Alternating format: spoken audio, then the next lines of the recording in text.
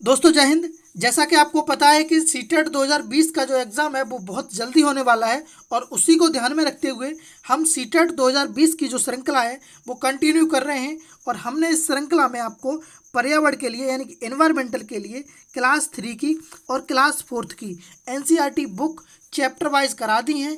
Important point जितने भी बन सकते थे और एक्स्ट्रा इम्पोर्टेंट पॉइंट जितने भी थे मैंने आपको सारे के सारे कराए हैं।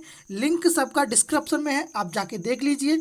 आज जो स्टार्ट कर रहे हैं वो क्लास 5th की एनसीईआरटी बुक स्टार्ट कर रहे हैं और क्लास 5th में है दोस्तों पहला चैप्टर नंबर 1 स्टार्ट करेंगे। ठीक है, तो चलिए देखते हैं कैसे पहचाना चींटी ने अपने दोस्त को। चैप्टर का जो नाम है वो है कैसे पहचाना चींटी ने अपने दोस्त को। तो दोस्तों इसमें जो है वो कीट पशुओं की बात की गई है इसी चैप्टर में। तो आप देखिए पूरा वीडियो देखिए, बहुत इंपॉर्टेंट होने वाला है वीडियो। तो चलिए देखिए स्टार्ट करते हैं। तो इसमें मैंने आपको मेंशन किया है कि जानवरों को भी देखने, सूंघने और सुनने और महसूस करने की शक्ति होती है। ठीक है दोस्तों, किसे? जानवरों को भी देखने, ऐसे आप कह सकते हैं कि जो मनुष्य प्राणी है उसी को सूंघने देखने की शक्ति होती है, नहीं, जानवरों को भी देखने की, सूंघने की और सुनने की और महसूस करने की शक्ति होती है। ठीक है, अब उसमें दिया गया था चींटी के बारे में। तो दोस्तों सुन लेते हैं। देखिए, चींटियां चलते समय जमीन पर कुछ ऐसा छोड़ती हैं। अब कई बार एग्जाम में आया है कि जमीन पर कौन सा गंध छोड़ती हैं, क्या छोड़ती हैं। तो देखो मैंने दोस्तों मेंशन कर दिया है अलग से, इम्पोर्टेंट एनसीईआरटी में नहीं दिया था। फेरोमोनसन, फेरोमोनसन जो है वो छोड़ती हैं जिसे सूंघकर पीछे आने वाली चींटी अपना रास्ता बना लेती हैं। मान लीजिए ये चींटी है और ये चल रही हैं, तो ये जो चल रही हैं, ठीक है, तो अब ये चलेंगी तो ये जो है फेरोमोनस छोड़ती हैं, तो इसी को सूंघ कर, ये एक दूसरे को सूंघ कर ये अपना रास्ता तय करती हैं। ठीक है दोस्तों, तो आपको ये बात याद रखनी है कि चींटियां क्या छोड़ती हैं, ये छोड़ती हैं। ठीक, चलिए आगे बात कर लेते हैं। रेशम का कीड़ा अपनी मादा को उसकी गंध से कई किलोमीटर दूर तक पहचान लेता है। क्वेश्चन कई बार सीटेट में पूछा गया है कि कौन सा कीड़ा अपनी मादा को उसकी गंध से पहचान लेता है। तो रेशम का कीड़ा पूछा गया था, आंसर उसमें था रेशम का कीड़ा।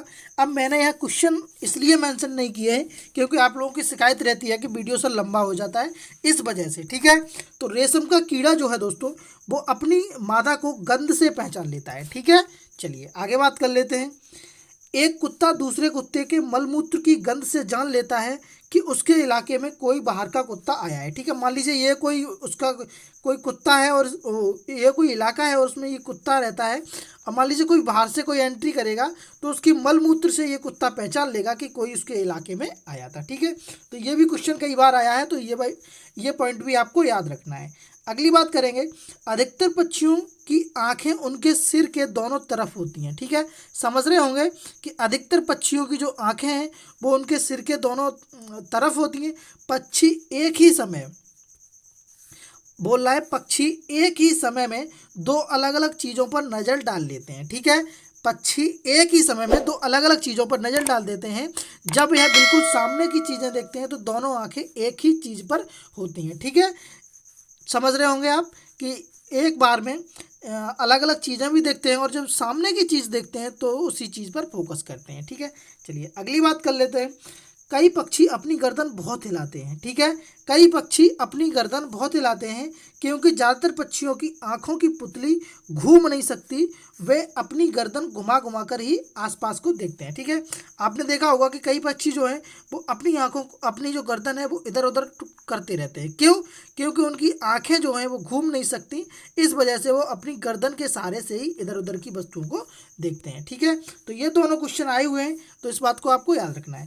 दोस्तों अगर ये वीडियो आपको पसंद आ रहा है तो चैनल को सब्सक्राइब कर लीजिए और वीडियो को लाइक कर दीजिए और शेयर कर दीजिए ज़रूरतमंद लोगों के लिए। चलिए बात करते हैं आगे। देखिए इंपॉर्टेंट चीज़ है, ये भी क्वेश्चन कई बार आया है कि गिद्ध, चील और बाज, क्या क्या बोल रहा है, गिद्ध, चील और बाज जैसे पक्षी हमसे 4 गुना दूर से देख पाते हैं, जो कि हमें 2 मीटर की दूरी से दिखाई देती है, वही चीज़ उन्हें 8 मीटर की दूरी से दिखाई देती है। दोस्तों ये क्वेश्चन कई बार आया है कि कौन सा पक्षी जो है वो हमसे 4 गुना दूरी से आगे देख सकता है। ठीक है, तो या तो गिद्ध होगा या चील होगी या बाज होगा। बहुत इंपॉर्टेंट क्वेश्चन है, आपको याद रखना है। तीनों के तीनों ये पक्षी हैं, गिद्ध, चील और बाज, ये हमसे 4 गुना मीट अधिक देख सकते हैं, 4 गुना दूरी अधिक देख सकते हैं। ठीक है, तो चलिए आगे बात कर लेते हैं।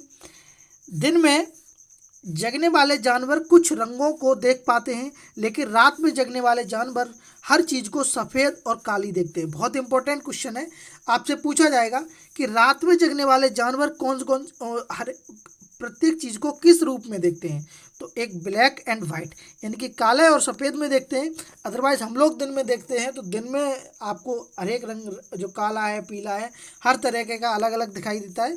लेकिन रात में जो चीज़ देखेंगे जैसे चमगादड़ वगैरह है, इन्हें साफ सफ़ेद और काली दिखाई देती है। चलिए आगे बात कर लेते हैं। हमें पक्षियों के कान दिखाई नहीं देते हैं, उनके बाहरी कान छोटे छोटे छेद जैसे होते हैं जो उनके पंखों से ढके होते हैं। ठीक है, हमें पक्षियों के कान दिखाई नहीं देते हैं, उनके बाहरी कान छोटे छोटे छेद होते हैं जैसे कि उनके पंखों से ढके होते हैं। ठीक, आगे बात कर लेते हैं। सांप के बाहरी कान नहीं होते, सांप के बाहरी कान नहीं होते, जमीन पर कंपन को ही सुन पाते हैं, जमीन पर हुए कंपन को ही सुन पाते हैं। देखिए दोस्तों, आपसे पूछा जाएगा कि सांप के कान होते हैं, नहीं जो सांप है वो किस तरीके से सुन पाता है, किस तरीके से महसूस कर पाता है। तो ये वाइब्रेशन से, आपको कई बार ये क्वेश्चन आया है कि कंपन से जो है वो सांप महसूस कर पाता है। आगे बात कर लेते हैं। मछलियों खतरे की चेतावनी एक दूसरे को बिजली की तरंगों से देती हैं। ठीक है, चलिए आगे बात। देखिए ये पॉइंट मैंने इसी तरीके से मेंशन बनाए, इसी तरीके से पॉइंट बनाए कि पेपर में सीधा का सीधा पॉइंट आ जाए। ठीक है, तो आपको एक एक पॉइंट आपको लिख लेना है अगर आप सीटेट की तैयारी कर रहे हैं तो। और एक बार आपको ये जो नोट्स है वो बहुत अच्छे से देख के जाना है पेपर में, और उसके बाद आप देखिए आपको क्या मिलता है। ठीक है, चलिए। कुछ जानवर तूफान या भूकंप आने से पहले अपनी अजीब तरह की हरकत करते हैं। देखिए एनसीईआरटी में दिया था कि कुछ जानवर जो होते हैं, जैसे आपको पता है कि ये भारत है, ये मान लीजिए ये है, ठीक है, ये अब यहाँ अंडमान निकोबार है, ये लक्षद्वीप है, और यहाँ पर ठीक है, तो यहाँ पर आदि मानव रहते हैं, यानी कि अभी भी विशेष जो जनजाति है वो रहती है यहाँ पर। तो यहाँ पर क्या हुआ था मैं आपको बता दूँ कि देखिए सन 2004 दिसंबर में आई सुनामी, यानी कि 2004 में एक सुनामी आई थी, और कुछ समय पहले जानवरों ने अजीब तरह का हरकत की थी, यानी कि अजीब तरह की आवाज़ें निकाली थी, अजीब तरह का व्यवहार किया था, और उनके द्वारा दी गई चेतावनी भरी आवाज़ों को अंडमान निकोबार की एक खास आदिवासी जाति ने समझ लिया या समझ गई, और उन्होंने वह इलाका खाली कर दिया और वह सुनामी से बच गए। आप मेरी बात बहुत अच्छे से समझ गए होंगे। देखिए मैं आपको बता देता हूँ थोड़ा।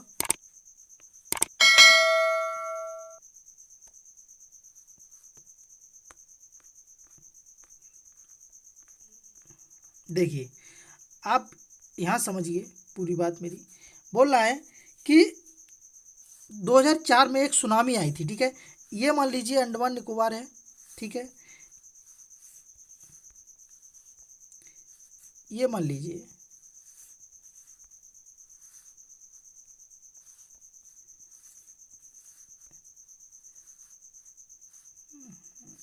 ठीक है। चलिए देखिए ये अंडमान निकोबार है, ठीक है, तो अंडमान निकोबार मान लीजिए ये अंडमान निकोबार है, और यहाँ पर एक खास प्रजाति की जो आदि मानव है वो रहते हैं।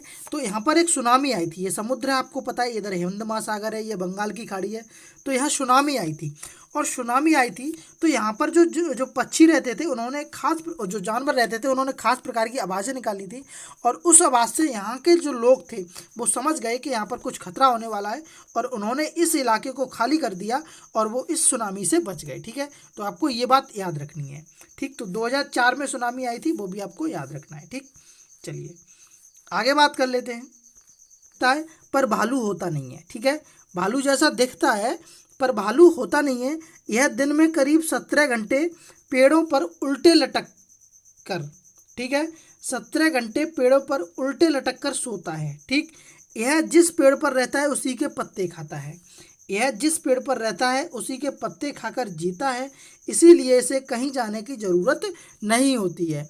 जब यह उस पेड़ के पत्ते खत्म कर लेता है तभी पास के पेड़ पर जाता है। इसकी आयु लगभग 40 वर्ष होती है। यह अपने जीवन में मुश्किल से 8 पेड़ बदलता है। ठीक है, कितने पेड़ बदलता है? 8 पेड़ बदलता है। दोस्तों ये स्लॉथ जो है वो सीटेट की दृष्टि से बहुत बहुत वेरी वेरी इंपॉर्टेंट है, इसलिए आपको याद रखना है ये, ठीक है। तो स्लॉथ के बारे में जितनी भी जानकारी थी वो मैंने आपको बता दी है, इसे लिख लीजिए और प्रीवियस पेपर देखिए, आपको कहीं ना कहीं से ज़रूर पेपर में मिल ही जाएगा, ठीक है। चलिए अब आगे देखेंगे, एक और जानवर के बारे में बात की गई है, बाघ के बारे में, ठीक है। किसके बारे में? बाघ के बारे में।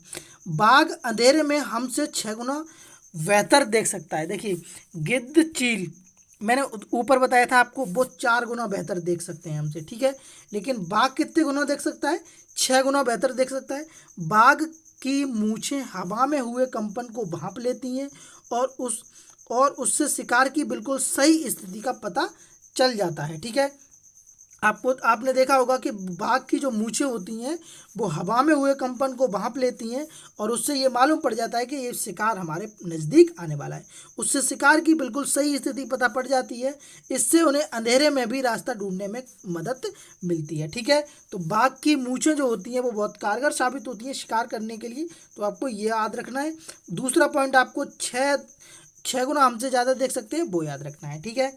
चलिए, बाघ अपने इलाके में मूत्र करके अपनी गंध छोड़ते हैं। यह इलाका कई किलोमीटर तक बड़ा हो सकता है, ठीक है। बाघों का जो इलाका है वो मूत्र करके अपनी गंध छोड़ते हैं और यह इलाका जो है वो कई किलोमीटर तक हो सकता है। एक बार अपनी दूसरे बाघ सॉरी ये बाघ है एक बाघ अपनी दूसरे बाघ के मूत्र की गंध को झट से पहचान लेता है। फिर उसके इलाके में घुसना है या नहीं घुसना है ये उस बाघ पर उस बाघ की मर्जी होती है, ठीक है।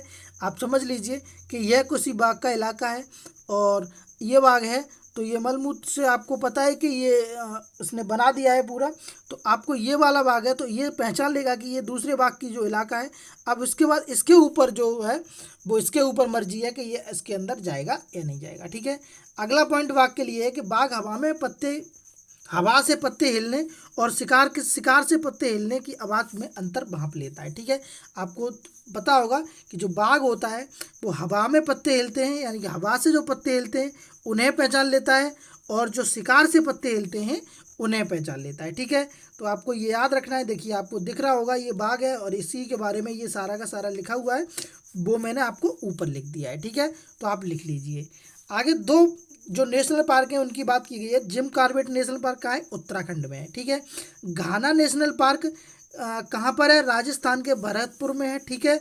इसे ही आप घाना कह सकते हो, ठीक है। और घाना है जो है वो राजस्थान में है और जिम कॉर्बेट जो है वो उत्तराखंड में है। और जितने भी नेशनल पार्क हैं उनके लिए मैं अलग से वीडियो बना दूंगा दोस्तों। जितने भी राष्ट्रीय उद्यान हैं, जितने भी जैव मंडल आरक्षित क्षेत्र हैं 18 हैं, जितने भी हैं उनके लिए मैं अलग से वीडियो लेके आ रहा हूँ, ठीक है। तो तब तक के लिए अभी इसमें एक पार्ट है, अगली पार्ट भी हम देखेंगे। तब तक के लिए धन्यवाद, मिलते हैं अगली वीडियो में। और लिंक क्लास 4th की और 5th जो 3 की बुक है उसका लिंक डिस्क्रिप्शन में है, आप जाके देख लीजिए, ठीक है। चलिए धन्यवाद।